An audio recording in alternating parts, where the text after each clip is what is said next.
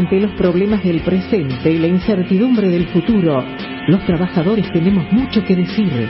Trabajo y vida cotidiana, con Jorge Murachole y Enrique Garrido.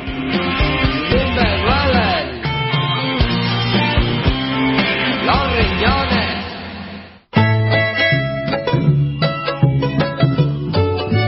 No a todos nos pegan igual las restricciones obligadas por la segunda ola de la COVID. Con mayor fuerza afectan a las organizaciones y movimientos sociales que sostienen, entre otras cosas y nada menos, comedores en barrios humildes de todo el país. Ahora estamos en comunicación con Silvia Saravia, coordinadora nacional del movimiento Barrios de Pie. Silvia, muchas gracias por atendernos. Mi nombre es Enrique Garrido. ¿Qué tal, Enrique?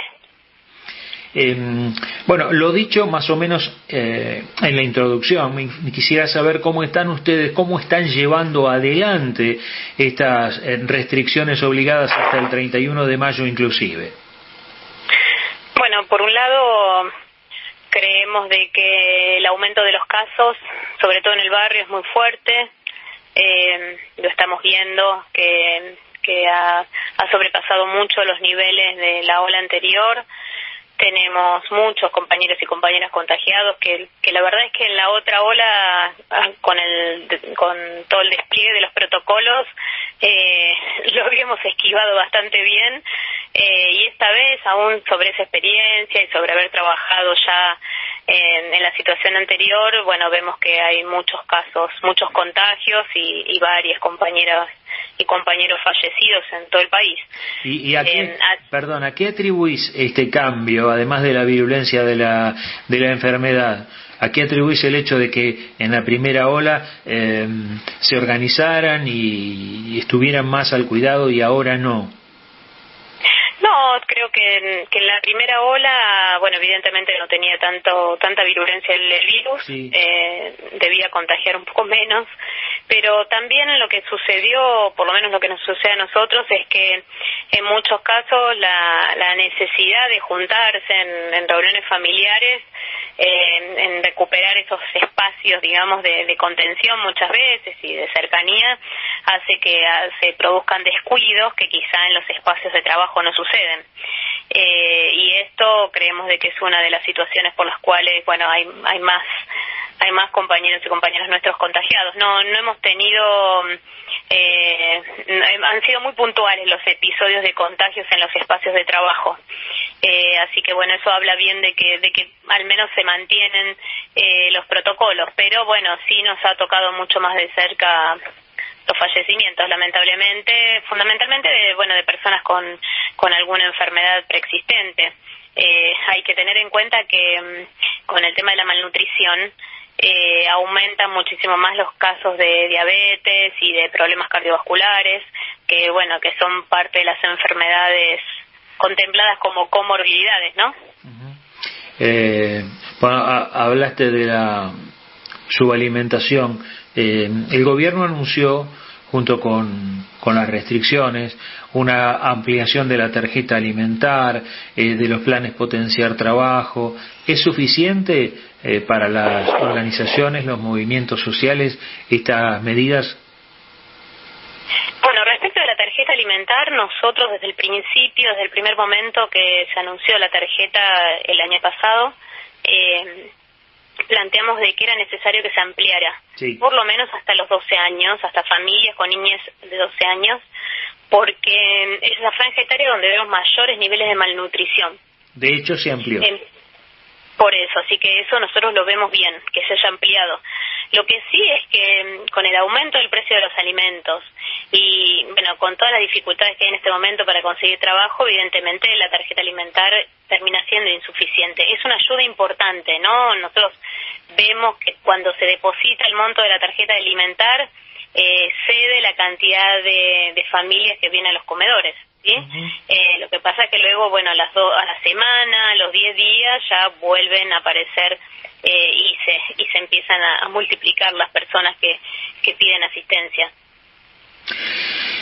Ustedes tienen una enorme responsabilidad ante esta situación, pero ¿cómo hacen para afrontarla? En condiciones, ustedes comenzaron y se desarrollan en situaciones complicadas, pero estas empeoran aún más. ¿Cómo lo están afrontando? ¿De qué modo? Bueno, yo la verdad muchas veces me pregunto lo mismo. ¿Cómo hacemos? Porque... a ver, una parte, realmente la asistencia desde el Estado es discontinua, es imprevisible, no tiene una periodicidad que nos permita planificar. Lamentablemente, no pasa solo con este gobierno, ha pasado anteriormente también. Uno nunca tiene esa certeza de cuándo van a llegar los alimentos. Y después, eso por un lado. Por otro lado, bueno, cuando se agrava la situación de esta manera, lo que sí aparece mucho es la solidaridad. De quienes tienen trabajo y entonces hacen un aporte monetario para comprar algo que falte en el comedor, solidaridad de los negocios de cercanía que saben que uno pone la olla y entonces colaboran, no sé, la verdulería con alguna verdura que esté picada o que quizá, bueno, puede aportar. Lo mismo nos pasa con quienes tienen granjas o venta o carnicerías.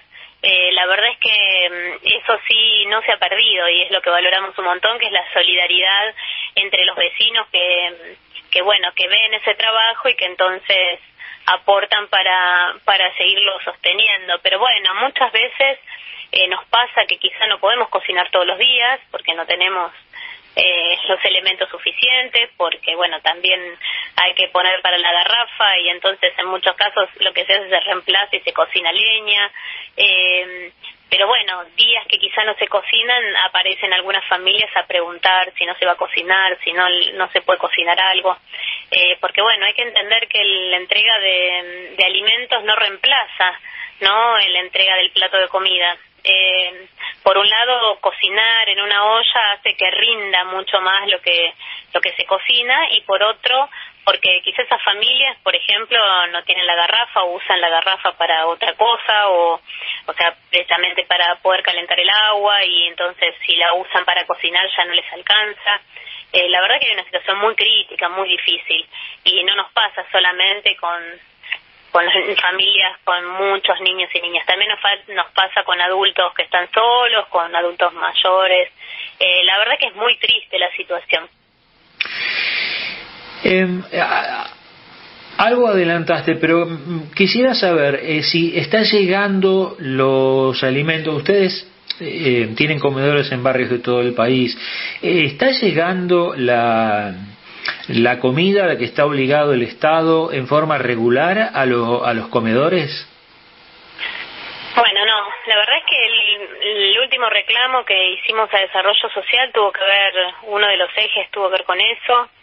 Hace 10 días lo que planteábamos es que solo habían entregado alimentos 2 veces, ya estábamos a mediados de mayo y solo 2 veces habían entregado cuando tendría que haber entregas mensuales. Bueno, ahora después de esa reunión donde nos recibió el ministro Arroyo, comenzaron a hacer una nueva entrega, pero bueno, ya vamos a estar entrando en junio y son solo 3 entregas que tuvimos este año de esos alimentos secos. Por eso yo te decía lo del tema de la imprevisibilidad, ¿no? La verdad que es muy difícil trabajar así y bueno, ni siquiera se está pudiendo asistir con los alimentos secos, porque pensemos que no es que cuando tiene que cocinar necesita aceite, el gas, o sea, necesita varias cuestiones que se aportan o se consiguen los alimentos frescos, ni que hablar. Y bueno, y ni siquiera tenemos esa como tranquilidad de decir, bueno, los alimentos secos están garantizados.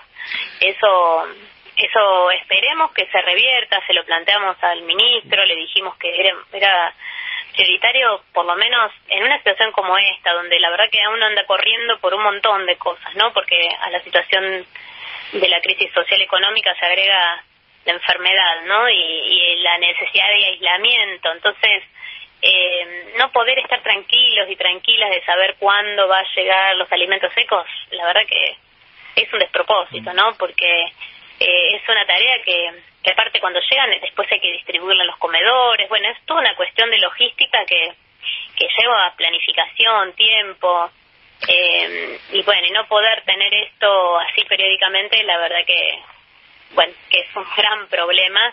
El ministro se comprometió que se iba a regularizar, así que bueno, esperemos que eso suceda así. Quisiera saber qué argumentos dio, qué explicaciones dio acerca de estas irregularidades. Bueno, las explicaciones son tal cual, digamos, las que sucedieron desde el año pasado hasta ahora, ¿no? Que es las dificultades para comprarle alimentos a los proveedores en grandes cantidades, de que se respeten los precios máximos para esas compras que se hacen desde el Estado. Nosotros creemos que hay una falta de decisión política de aplicar una ley que está vigente, que es la ley de abastecimiento, donde se plantea que si alguien que vende alimentos se rehúsa, bueno, el Estado tiene herramientas para obligarlo a vender. O sea, no se está planteando que se les quiten los alimentos, pero sí que se vendan a los precios pautados, ¿no? Bueno, evidentemente no hay voluntad, digamos, de llevar a ese punto a los proveedores y distribuidores de alimentos, pero nosotros creemos que en una situación como esta amerita que realmente el Estado tome otra actitud. Por lo que vos sabés, Silvia, es Silvia Saravia, coordinadora nacional del movimiento Barrios de Pie. Por lo que vos sabés, ¿los proveedores son las grandes compañías, como suelen ser en otros casos? Me llama atención que sean solo alimentos secos también, porque el Estado bien podría hacer algún tipo de acuerdo con la Unión de Trabajadores de la Tierra, con los mercados populares que hay en todo el país. ¿Ustedes lo plantearon eso también? Sí, ahora se abrió la posibilidad a través de un financiamiento que es del PNUD, de Naciones Unidas, de comprar alimentos frescos. Sí. Y en eso nosotros estamos, sí, comprándole a pequeños productores. Pero bueno, es algo que también tiene la incertidumbre de que nunca sabes cuándo lo vas a tener. Entonces, ante una situación crítica, ahora con todo este reclamo que nosotros hicimos, se reactivó eso, que de alguna manera complementa lo de los alimentos secos. Y también sabemos de que se le transfiere mucho dinero a los municipios para que complementen, digamos, la entrega que se hace de los alimentos secos, pero la realidad es que eso es muy dispar. Hay municipios que efectivamente entregan carne, pollo, algunas verduras, pero otros que no entregan absolutamente nada. Y bueno, esto sucede algo similar con todo lo que es el servicio alimentario escolar. La verdad es que de lo que está publicado en las redes ya desde el año pasado, de lo que debería entregarse a las familias quincenalmente, bueno, jamás se entregó ese listado de alimentos, cada vez se entrega menos, más espaciado. A partir creo de septiembre se comenzó a entregar mensualmente lo que debía entregarse quincenalmente. Bueno, la verdad es que debería haber más transparencia respecto de la utilización de los recursos que se distribuyen, porque si no también, bueno, ahí entramos en una zona gris oscura, casi negro, digamos, de un agujero donde no se sabe bien cómo se administran esos recursos, y con tantas aplicaciones que hay podría llevarse un control, llevar una cuestión más transparente de cómo se utilizan los recursos públicos. Creemos que eso también hace falta como otra forma de poder garantizar que las cosas le lleguen a la gente efectivamente. ¿Se nota la falta del ingreso familiar de emergencia, el IFE? Sí, fue un gran error, digamos, dejar de pagarlo desde nuestro punto de vista. Bueno, evidentemente priorizaron que las cuentas cierren para poder terminar de hacer el acuerdo con el Fondo Monetario y con el Club de París. Creemos de que que imagínate, hay 9 millones de familias, ¿no?, que cobraron el IFE. El propio gobierno planteó como un puente, digamos, como una transición, el potenciar trabajo. Sí. Resulta que de esas 9 millones de familias, solo 500.000 se incorporaron al potenciar trabajo. O sea, quedan afuera 8,5 millones de familias. de las cuales un cálculo de más o menos 2,5 millones de familias, que es lo que planteó Rollo, que les llega hoy la tarjeta alimentar. Supongamos que fueran 3 millones de familias que les llega la asignación universal. Bueno, nos están quedando fuera 5 millones, ¿no? Supongamos que esos 5 millones, 1 millón haya recuperado algo de su trabajo que perdió en la cuarentena anterior tan estricta. Bueno, nosotros hacemos un cálculo así muy de forma grosera, digamos, ¿no? Pero calculamos que debe haber 4 millones de familias hoy que necesitarían del apoyo del Estado y que no lo tienen, que lo han tenido el año pasado y que este año no está. Y todos los análisis que se hicieron de los datos de la pobreza e indigencia el año pasado, una de las cuestiones que valorizaron fue precisamente el ingreso familiar de emergencia. Y eso hoy no está ni siquiera en los planes. Y además, una cuestión más. El ingreso familiar de emergencia, para la familia que lo recibía, quizá no era tanto dinero, ¿no? Eran 5.000 pesos, o sea, eran 10.000 pesos cada 2 meses. Calculamos 5.000 pesos por mes. Pero al ser tan masivo, terminó impactando en la economía local, en la economía de cercanía, sí, ¿no? Terminó reactivando el consumo en una dimensión no despreciable. Entonces, no es solamente que beneficiaba a esa familia, sino es como eso impactaba en la economía local. En el barrio. Esto también es importante. Silvia, ¿se nota la llegada, la aparición de la clase media en los comedores? Sí, se nota, a ver, no sé si clase media, pero sí aquellos que tenían un trabajo bien pago, pero no protegido, no registrado, ¿no? Hay muchos sectores en el barrio, sobre todo, que pueden llegar a tener su casita, pueden tener su auto, y bueno, y vivían, digamos, en un buen nivel respecto quizás del resto, ¿no? Pero tiene que ver con un sector de la población que teniendo un trabajo con cierta estabilidad le permitía tener un nivel de vida bueno, digamos, sí, ¿no? Bueno, eso, muchas de esas personas se acercan hoy a pedir trabajo, a pedir un plato de comida. Eso cuesta más, digamos, que lo pidan, pero bueno, después aparece con un nivel de desesperación que nunca se imaginaron que nos iban a venir a pedir ayuda. Muchos jóvenes que estudian en la universidad, que han logrado acceder a las universidades y que hoy ven que bueno, que tienen tienen la necesidad de comer.